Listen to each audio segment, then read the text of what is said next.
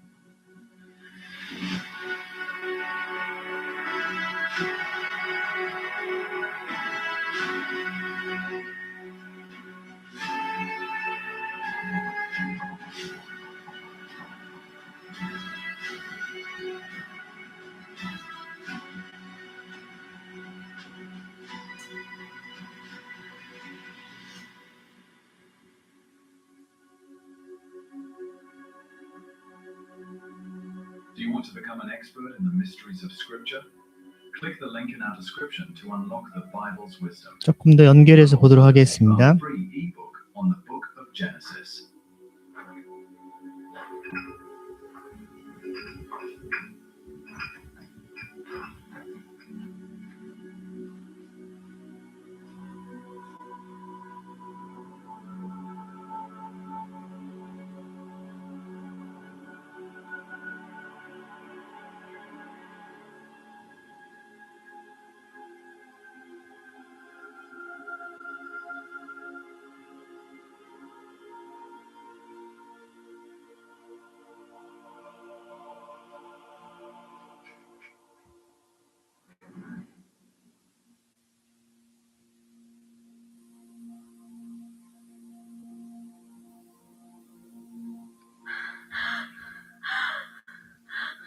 회상하는 겁니다.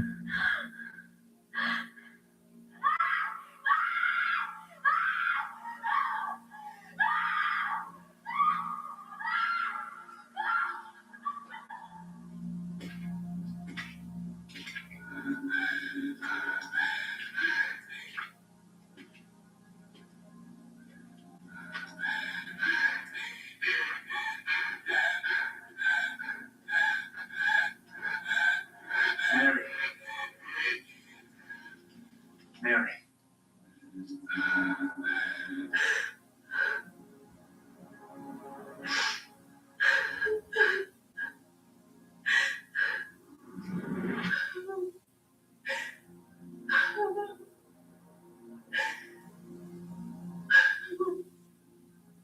Woman, why are you crying? 왜 울고 있느냐? 누가 그를 데려갔습니다.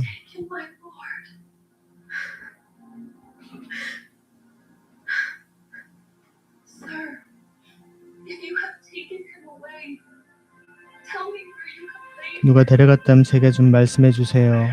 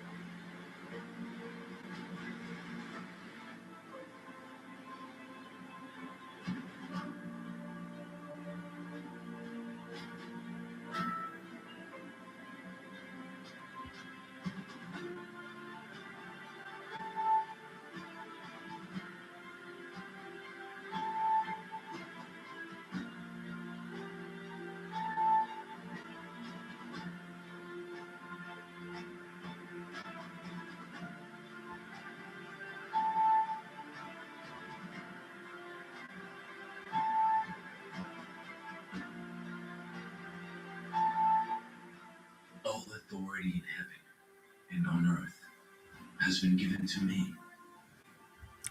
하늘과 땅의 모든 권세를 내게 주셨으니 그러므로 너희는 가서 모든 민족으로 제자를 삼아 그 말씀 전하고 계십니다. Baptize them 세례를 in the 주고 name of the Father 아버지와 아들과 and the Holy 성령 Spirit. 이름으로 세례를 주고 Teach them to obey everything I have 내가 너에게 commanded 가르쳐 you. 분부한 모든 것을 가르쳐 지키게 하라 말씀하십니다. Model my love. Model the way.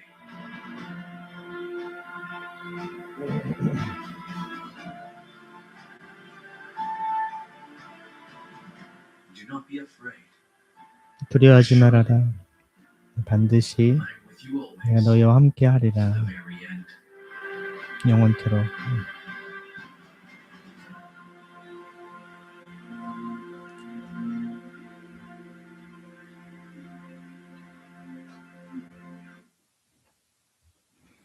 한 9분 정도 되는 영상이었습니다.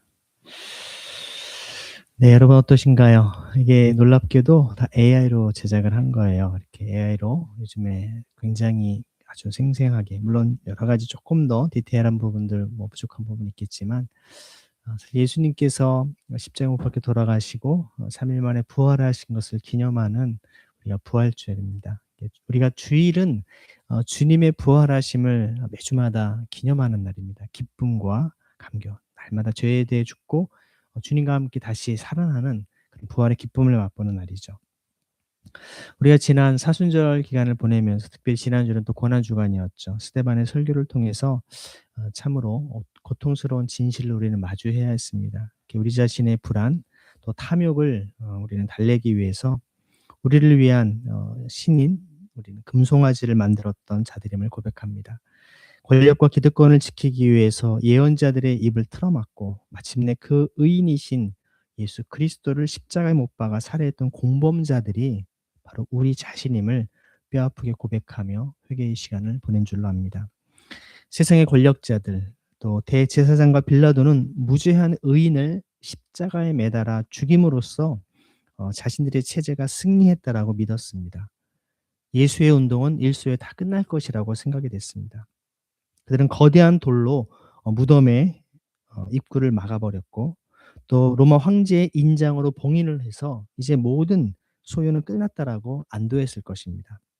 죽음이 생명을 삼켰고 불의가 정의를 짓밟았으며 로마의 칼이 하나님의 나라를 끝장낸 것처럼 보였습니다. 그러나 여러분, 하나님은 침묵으로 끝맺지 않으셨습니다. 안식 후 첫날 바로 이른 아침에 하나님께서는 인간이 만들어 놓은 이 죽음의 질서와 권력의 봉인을 산산조각 내셨습니다. 십자가에 죽임당하신 그 예수를 다시 살려냄으로써 세상의 불의한 판결을 뒤집고 예수 그리스도께서 오르셨다라는 것을 온 우주 만방에 선포하셨던 것입니다. 부활절은 바로 이 위대한 반전, 역사상 전무후무했던 사건이 우리에게 부활절인 것입니다. 그래서 죽음을 이긴 그 승리를, 생명의 승리를 찬양하는 이 기독교 신앙의 가장 중심되는 사건입니다. 다른 어떤 종교도 죽음에서 다시 살아나는 이런 그리스도에 대한 신앙 고백은 없기 때문에 그렇습니다. 오늘 사도 바울은 고린도전서 15장을 통해서 부활이 없는 신앙은 한갓 허구에 헛일에 불과하다라고 선언합니다. 그리스도께서 다시 살아나지 않으셨다면 우리의 믿음도 다 헛것이다 라고 얘기하죠. 오늘 이 부활의 아침에 바울의 웅장한 선언을 따라서 이 부활이 우리에게 어떤 의미를 주는지를 함께 나누고자 합니다. 기독교의 부활은 사람들의 어떤 마음속에 존재하는 심리적 위안 혹은 철학적 은유가 아닙니다. 누가 말하는 것처럼 정신사적으로 그냥 예수의 정신을 잇는 게 부활이지 실제 육체적인 부활은 존재하지 않는다라고 하는 그러한 헛된 어떤 이야기 역시도 망상에 불과할 것입니다. 하지만 이 부활은 시간과 공간 속에서 벌어진 명백한 역사적 사건임을 우리는 알 수 있습니다. 마태복음 28장에도 보면 무덤을 지키던 로마의 경비병들이 아까 여러분 영상에 본 것처럼 천사들의 출현 앞에 두려워 떨며 죽은 사람처럼 되어 있다라고 합니다. 하나님의 강력한 임재와 역사하심을 경험한 사람들은 정말 완전히 압도될 수밖에 없는 것입니다. 실제 로마 제국의 무력이 하나님의 부활 권세 앞에서는 한순간에 무력화된 것을 보여준 것입니다. 마태복음 28장 5절과 6절에 보면 천사는 여인에게 이렇게 선언합니다. 두려워하지 마십시오. 그분은 여기 계시지 않습니다. 일으킴을 받아 살아나셨거든요. 여기 계속해서 일으킴을 받아라고 새한글 성경은 얘기를 합니다. 일으킴을 받았다. 성령 하나님께서 부활의 생명으로 예수님을 일으켜 세우셨다는 것이죠. 삼위일체 하나님의 역사하심을 이야기합니다. 이 역사적 사실의 가장 강력한 증거는 무엇일까요? 아까 여러분 보신 것처럼 빈 무덤입니다. 만약에 여러분 예수의 시신을 훔쳐가려고 했다면 아까 보셨지만 온몸이 피투성이인 시신입니다. 3일이 지났고 냄새가 나고 다 썩어가는 그 시신을 누가 그걸 다 천을 다 풀어놓고 그리고 그 시신을 들고 가겠습니까? 그냥 거기에 덧싸서 가도 냄새가 날 판인데 다 그것을 개켜놨다라고 하는 것 그 자체가 부활의 중요한 증거 중에 하나입니다. 빈 무덤, 사실 그 자체보다 더 확실한 증거는 사실 제자들의 변화입니다. 예수님께서 십자가에 달리실 때 제자들은 두려움에 사로잡혀서 뿔뿔이 다 흩어졌고 아까 보신 것처럼 다락방에 그들은 숨어 있었습니다. 그들은 마치 모세가 이집트 사람을 쳐 죽이고 미디안 광야로 도망쳤던 것처럼 실패와 절망감 속에서 웅크리고 있었던 것입니다. 그런데 그들이 어떻게 며칠 만에 그렇게 밖으로 뛰쳐나와서 정말 예수를 3번씩이나 배반하고 부인했던 그 공회원들 앞에서, 사내들인 공회 앞에서, 대제사장들 앞에서, 로마의 칼날 앞에서도 예수께서 부활하셨다라고 당당하게 외쳤을까요? 그들이 외치니 담대한 순교자로 스데반과 같은 일사각오의 증인으로 어떻게 변할 수 있었겠습니까? 그들이 조작한 거짓말 때문에 다 미친 척하자 하고 그들이 결의를 했을까요?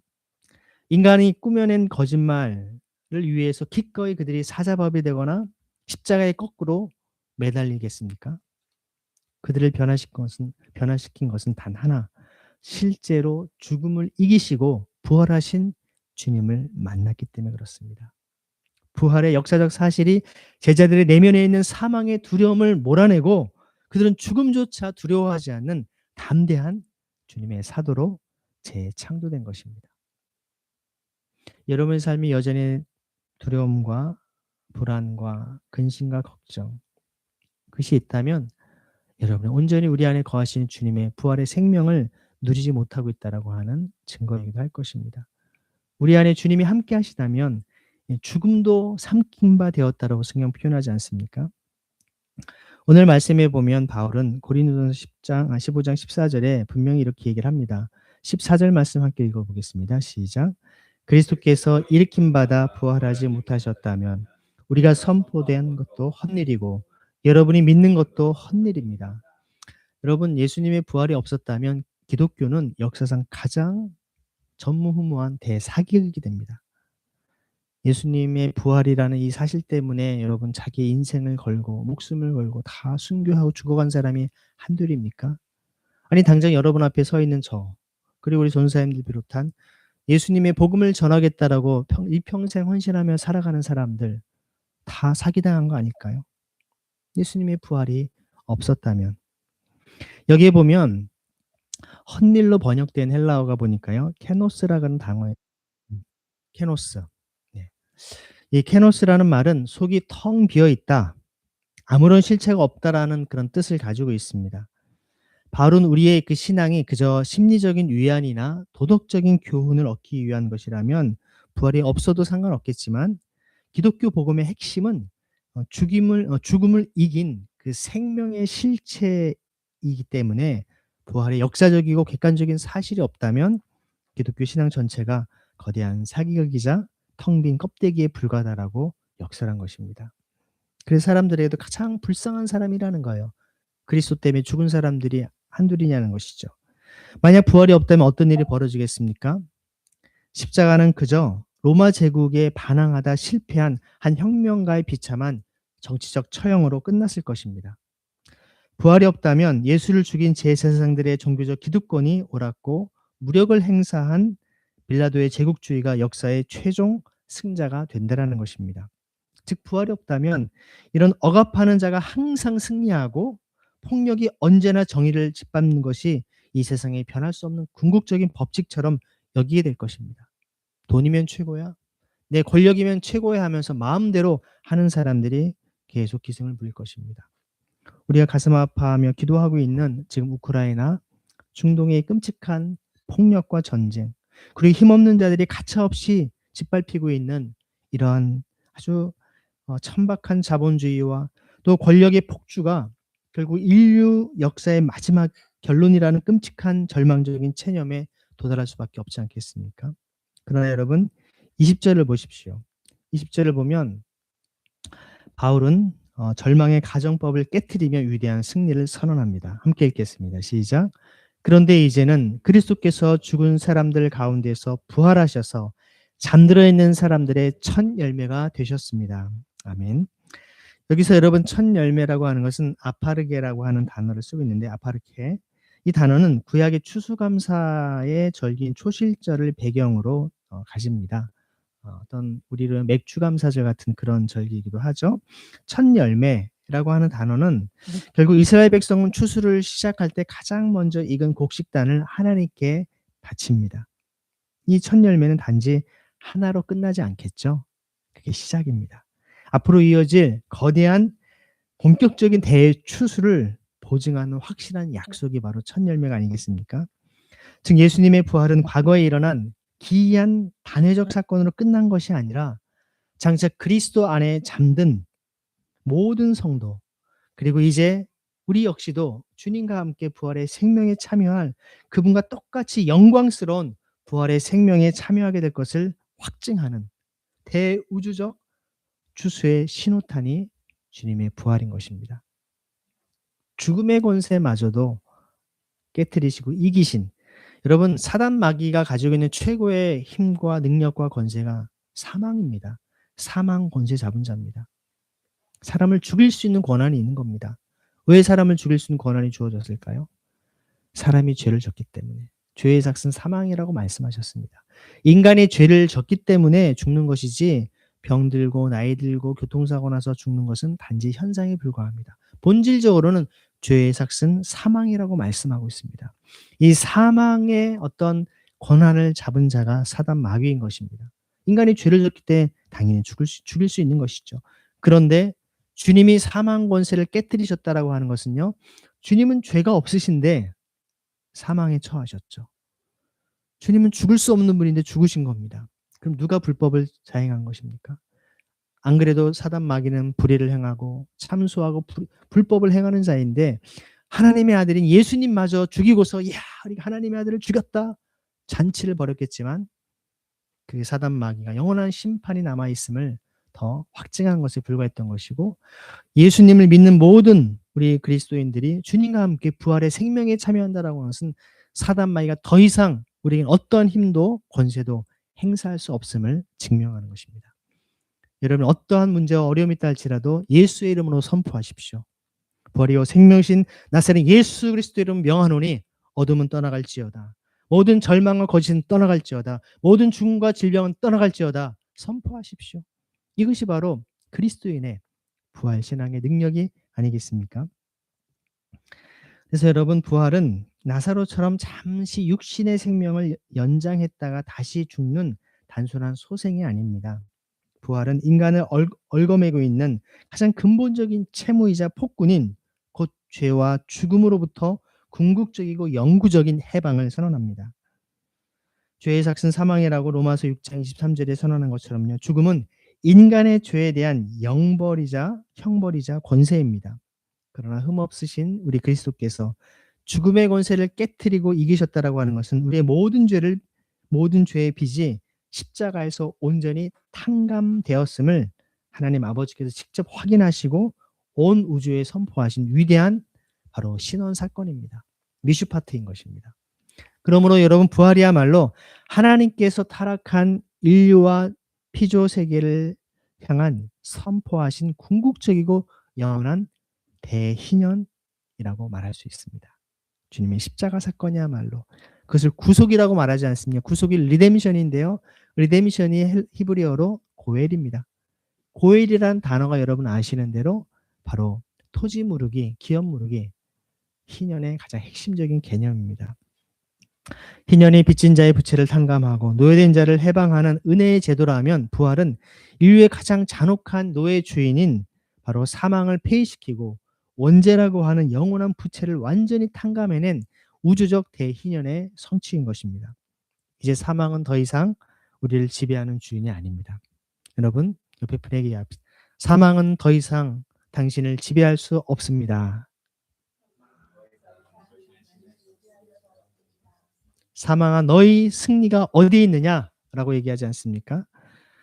이 확고한 부활신앙을 가진 사람은 세상 권력자들의 어떤 협박이나 또 죽음의 공포 앞에서 결코 무릎 꿇지 않습니다. 죽음 너머에 하나님의 완전한 통치와 생명이 있음을 분명히 믿기 때문에 세상의 불의와 부조리 앞에서도 비굴하지 않고 체념하지 않고 당당하게 그것의 불의를 고발하고 하나님의 정의를 선포하는 사람입니다. 스데반처럼 십자가의 길을 정의와 생명을 살리는 희년의 길을 당당하게 걸어갈 수가 있는 것입니다. 이것이 부활이 주는 가장 역동적인 능력이 아니겠습니까? 그렇다면 여러분 부활은 그저 2000년 전의 과거 사건이나 우리가 죽은 뒤에야 경험한 먼 미래의 사건에 불과할까요? 마리아와 마르다가 그런 신앙이었습니다. 내 오라버니가 살아날 것이다. 예, 그렇죠. 마지막 때에 다 살아나겠죠. 먼 미래로 얘기합니다. 그렇지 않습니다. 예수님 무덤에 갇힌 나사로의 누이 마르다에게 이렇게 선언하십니다. 요한복음 11장 25절 26절인데요. 나야말로 부활이요 생명입니다. 나를 믿는 사람은 죽어도 살 것입니다. 살아서 나를 믿는 사람은 모두 절대로 영원히 죽지 않을 것입니다. 그대가 이것을 믿나요? 라고 예수님 말씀하십니다. 주님은 나는 훗날 부활할 것이다 라고 말씀하지 않으셨습니다. 미래형으로 말씀하지 않으셨어요. 나는 부활한다라고 말씀하십니다. I am the resurrection. 나는 부활이다 라고 말씀하십니다. 현재형으로 선언하신 것이죠. 부활은 과거의 기록이나 미래의 소망에만 머무는 것이 아니라 오늘 바로 지금 여기에 우리의 척박한 삶의 한복판에 뚫고 들어오는 현재적 능력입니다.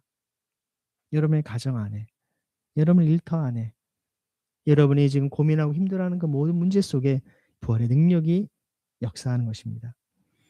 우리의 삶에는 수많은 죽음의 증상들을 마주합니다, 여러분.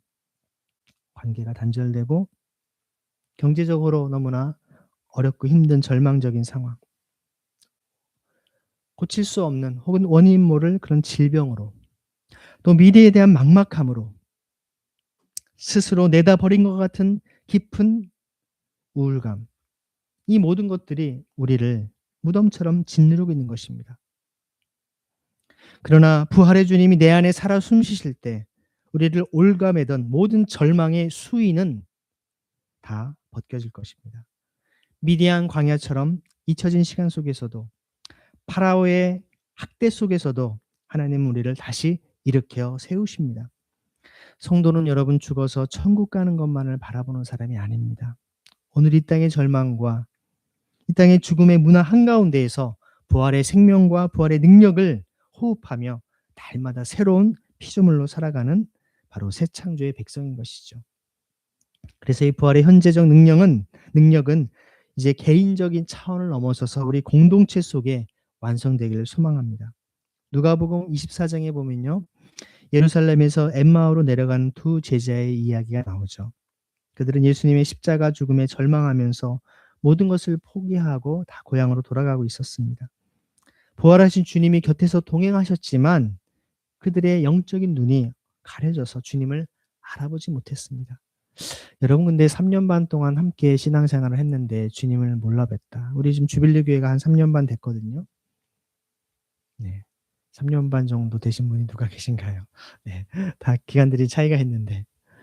예를 들어서 우리 상진 형제가 제가 3년 반 동안 지냈다가 잠깐 며칠 3일 못 보고 다시 만났는데 저를 못 알아보겠습니까? 그럴 수 없겠죠. 아무리 제가 뭐 헤어스타일을 다르게 하고 옷을 다르게 입다 할지라도 몰라볼 수가 없습니다. 뭐 수십 년 만에 만난 것도 아닌데. 이게 무슨 의미일까요? 부활하신 주님의 모습이 예전과는 달랐다는 것입니다. 근데 참 저는 놀라운 사실이, 아까 영상에서도 보셨지만 부활하신 주님이 정말 영광스러운 모습으로 변하셨을 텐데 그 옆구리에 창에 찔린 자국과 손과 발에 못자국, 이런 것들 얼마든지 다 회복되어서 건강한 모습으로 다 완전체로 나타나셨을 법도 한데 그건 그대로 있지 않습니까? 주님의 고난의 흔적은 그대로 지니고 계신, 하지만 영광스러우신, 참 그런 우리 역시 주님의 어떤 부활의 그 영광에 참여할 때 우리의 이 그리스도의 고난의 흔적이 우리 가운데 남는 줄 믿습니다. 그리스도 때문에 고난받고 역경과 어려움이 있었다면 주님은 그것을 기억하시고 그 아픔을 싸매주시고 주님이 친히 우리를 안아줄 줄 믿습니다.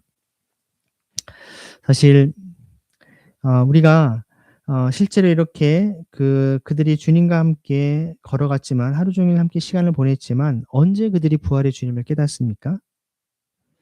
주님께 성경 말씀을 풀어 가르쳐 주실 때 그들의 마음이 뜨거워집니다.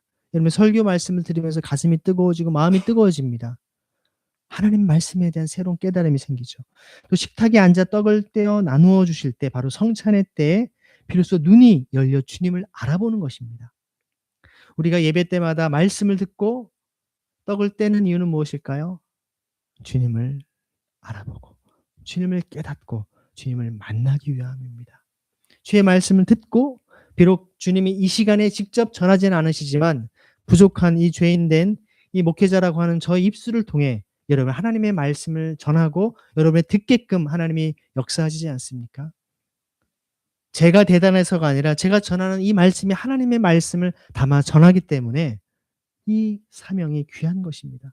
이 설교가 중요한 것입니다. 하나님의 말씀이기 때문에, 말씀이 선포되고 있기 때문에 그 말씀을 듣고 여러분이 또 성찬을 통해 주의 살과 피를 먹고 마심으로 주님을 알아보는 것입니다.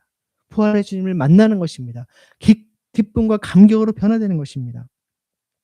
이것이 여러분 우리 신앙 공동체인 교회의 본질입니다. 이거에 대한 위대한 계시이죠. 교회는 여러분 절대로 죽은 자를 창립하는 기리는 죽은 창립자를 기리는 어떤 추모 단체가 아닙니다.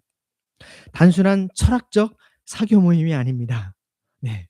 신천지와 같은 곳에 빼돌리기 위해서 그런 어떤 단계적으로 써먹는 그런 모임, 친교 모임이 아닙니다.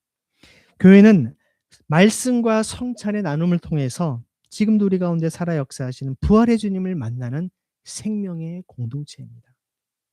옆에 분이 얘기할까? 교회는 생명의 공동체입니다. 우리 주빌리 교회가 바로 이런 공동체가 될 줄로 믿습니다. 엠마오로 가는 제자들처럼 경쟁에서 뒤처지고 상처 입어 절망의 길로 걷는 청년들과 여러 이웃들이 이 공동체 안에 들어와서 말씀을 듣고 사랑의 떡을 뗄 때, 아, 주님이 살아계시는구나. 이 공동체 안에 부활의 생명이 약동하고 있구나. 를 깨닫게 되는 것입니다. 오늘도요, 사실 어제 우리 노명회 집사님께서 목사님, 우리 교회 혹시 부활절 달걀이 준비돼? 어제까지만 해도 아무도 준비가 안 돼 있었어요. 근데 제가 집에 와 보니까 어제 이동 중이었거든요. 집에 와 보니까 아내가 달걀을 사 왔더라고요. 그래서 메뉴를 해 왔는데 "여보, 올해 뭐 누가 준비하는 분이 있어." "아, 그 집사님이 준비하신다." 했더니 그래도 나도 또 준비 다 했는데 같이 하면 좋겠다." 해 가지고 같이 준비를 한 겁니다. 또 아침에 왔더니 배현 전사님이 또 떡을 지금 종류별로 정말 사랑의 떡을 잔뜩 싸 왔어요. 사 가졌습니다. 다. 네. 또 이렇게 아침에 저희가 인제 딸기도 같이 가져왔고 해서 이 부활의 아침이 주님의 부활의 기쁨과 함께 정말 잔치가 벌어지는 것이 우리의 사랑의 마음이 함께 나누는 그런 공간이 되는 것입니다. 우리 주빌리 교회가 단지 어찌 보면 이런 음식을 나누고 끝내는 모임만이 아니라 불의하고 고통받는 이 세상 한복판에서 지금 전쟁의 포탄 속에서 집이 다 파괴되고 가족을 잃고 죽음의 두려움 속에 또 질병 속에 지금 고통당하고 있는 이들을 생각한다면 참 우리가 얼마나 감사한 것인지, 또 그들의 고통을 우리가 어떻게 우리가 함께 돕고 섬겨야 되는지 참 우리가 가슴 아파하지 않을 수가 없습니다. 그래서 이제는 이런 세상에서 부활의 생명을, 또 부활의 희년의 정의를 매일같이 살아내는 바로 변혁적 부활 공동체로 우리는 살아가야 할 것입니다. 바울은 그리스도께서 다시 살아나지 않으셨다면 우리는 가장 불쌍한 사람이라고 했습니다. 그러나 그리스도께서는 사망 권세를 깨뜨리시고 살아나셨음을 선포하고 있습니다. 십자가의 고난과 희생을 감수하며 희년의 삶을 살고자 몸부림치는 저와 여러분은 이 세상에서 가장 불쌍한 자가 아니라 세상에서 가장 영광스럽고 승리가 보장된 하나님의 자녀인 것입니다. 어제 제가 기사를 우리 단톡방에 하나 올렸죠. 토스라고 하는 어떤 인터넷 무슨 이렇게 어떤 회사, 예, 그렇죠. 그 대표분이 뭔가 우리나라에서 어떤 공동주택이니까 아파트 같은 거를 얘기하는 것 같아요. 개인주택, 단독주택이 아니라 공동주택 시가가 1위라고 하더라고요. 제일 비싼 집 320억이 넘는다고 합니다. 근데 그 기사를 자세히 보니까 1년 만에 집값이 한 120억이 뛴 거예요. 여러분, 120억이 뛴다라는 게 여러분 잘 상상이 되지 않죠? 그러니까 집 한 채에 대한 게 하여튼 320억이 넘어가니까 이분이 아주 결단을 한 거예요. 그 집을 팔아서, 다시 말하면 우리나라에서 제일 비싼 집인데 그 집을 팔아서 자기 토스에 있는 직원들 100명을 선발해서 100명들의 월세를 평생 지원하겠다라는 거예요. 얼마나 감사합니까? 근데 더 놀라운 사실은 그분이 어떤 책을 읽고 그걸 결단하게 됐대요. 헨리 조지의 진보와 빈곤이라는 책이에요. 진보와 빈곤, Poverty and Progress라는 책인데요. 이 책은 바로 희년 사상을 이야기하는 책입니다. 우리 영철 형제 한 몇 번 정도 읽었죠? 한 서너 번 읽었죠? 네. 아주 헨리 조지의 그 책을 읽고 희년의 가르침 앞에, 저는 그분이 뭐 신실한 크리스찬인지 아닌지는 모르겠습니다. 하지만 적어도 책을 읽고 양심에 찔려 이 정말 집 문제 때문에, 주거 문제 때문에 고통받고 있는 많은 이들, 자기가 오너로서 적어도 자기 직원들을 위해서는 할 수 있겠노라 결단하고 그런 일을 하지 않습니까? 저는 이런 아름다운 이야기들이 우리 주변에 정말 나도 그런 일에 동참해야지, 나도 해야지 하면서 정말 자발적인 희년 실천이 우리 사회에 일어나기를 소망합니다. 기부 문화가 정착되기를 원합니다. 악착같이 벌었으니 다 내 거야, 아무도 안 줘, 우리 자식만, 내 손주만, 이런 사회가 아니라 주변에 자기가 무관하지만, 어찌 보면 그렇게 하지 않아도 되지만 기꺼이 내가 이만큼 누렸으니 기꺼이 나도 더 공동체를 위해, 사회를 위해 환원하겠노라고, 기부하겠노라고, 함께 나누겠노라고 고백하는 일들이 일어나야 되지 않겠습니까? 비록 우리가 그렇게 그분처럼 많은 금액의 무엇을 할 수는 없을지라도 우리는 우리 안에 거하시는 주님의 사랑과 은혜, 부활의 생명과 능력, 그것을 여러분 전할 수 있지 않겠습니까? 힘들어하고 지쳐있는, 우울감과 우울증에 빠져있는 우리 주위 사람들에게 어깨를 두드려주고 또 그들을 손을 잡아주고 그들을 간절히 기도해 줄 때, 그것만으로도 그들과 밥 한 끼 한 끼 먹고 그들을 격려할 때 그들의 삶이 변화되지 않겠습니까? 여러분, 바로 부활은 단순한 역사적 지식이 아닙니다. 오늘 우리의 삶을 뒤흔들고 변화시키는 폭발적인 능력인 것입니다. 이제는 개인적으로는 죄와 절망을 끊어내는 여러분 새 창조의 삶을 사시기 바랍니다. 공동체적으로는 스데반처럼 두려움 없이 십자가와 부활의 복음을 전하는 담대한 증인의 삶을 여러분 사십시오. 오늘 이 부활의 아침에 사망 권세를 이기신 우리 예수 그리스도의 생명이 여러분의 가정과 일터 위에, 또 여러분의 학업 위에, 그리고 십자가를 짊어지고 나아가는 우리 주빌리 교회 위에 충만하게 임하시기를 주님의 이름으로 축원합니다. 주님께서는 부활하셨습니다. 참으로 부활하셨습니다. 할렐루야. 같이 기도하겠습니다. 기도하실 때 주님, 우리 주님의 부활을 우리가 마음 깊이 다시금 고백하며 그 기쁨을 온전히 누리는 삶이 되게 하여 주옵소서. 그리하여 그 부활의 기쁨을 우리 개인뿐만 아니라 우리 공동체적으로 온전히 누려 이 사회가 희년의 복음과 기쁨을 가득 넘쳐나게 하여 주옵소서. 같이 이 시간 기도하도록 하겠습니다. 주님 감사합니다. 우리는 연약하고 부족하지만 주님 우리를 통하여 놀라운 은혜와 사랑, 그 십자가를 통하여 함께하시고 그 십자가의 사랑을 우리에게 보여주시니 감사와 찬양합니다. 주님의 은혜와 사랑을 힘입어 오늘 믿음의 자리에 나오는 사랑을 생각하시고 주님의 그 생명과 그 기쁨과 평안과 사랑을 온전히 받아들이기에 부족함이 없도록 우리를 인도하여 주옵소서. 주님, 우리가 불안해하고 있습니까? 근심하고 있습니까? 아파하고 있습니까? 힘들어하고 있습니까? 주님, 부활의 주님이 이 모든 사망 권세를 깨뜨리시고 다시 살아났음을 우리가 확신합니다. 우리도 그 부활의 생명에 참여하여 우리 가정을, 우리 일터를, 우리 캠퍼스를, 우리 삶의 현장을 생명의 현장, 기쁨의 현장으로, 부활의 현장으로 바꾸는 놀라운 은혜를 하여 주옵소서. 오늘도 희년의 복음이 선포되는 곳마다 하나님의 사랑과 은혜가 넘치게 하시고 우리를 주님의 거룩한 통로로 삼아 주옵소서. 생명과 부활의 주님, 사망의 권세를 깨뜨리시고 무덤에서 일어나사 우리에게 영원한 생명의 희년을 선포하여 주시니 감사와 찬양과 영광을 올려드립니다. 십자가의 고난 앞에서 실패하고 절망했던 우리를 찾아오셔서 엠마오의 두 제자처럼 뜨거운 마음과 열린 눈을 허락하여 주옵소서. 주님, 부활은 과거의 사건이 아니라 오늘 우리의 삶을 변화시키는 현재의 능력임을 믿습니다. 절망과 죽음의 문화가 팽배한 이 세상 속에서 우리가 부활의 산 소망을 품고 담대히 복음을 전하는 증인이 되게 하여 주옵소서. 우리 주빌리 교회가 부활의 생명이 약동하는 공동체가 되게 하시고 아파하고 쓰러진 이 땅의 이웃들을 살려내는 구원의 방주가 되게 하여 주옵소서. 우리의 부활이요 생명 되신 우리 주 예수 그리스도의 이름으로 감사하며 기도드립니다. 아멘. 다 함께 사도신경으로 우리의 신앙을 주님께 고백하겠습니다. 나는 전능하신 아버지 하나님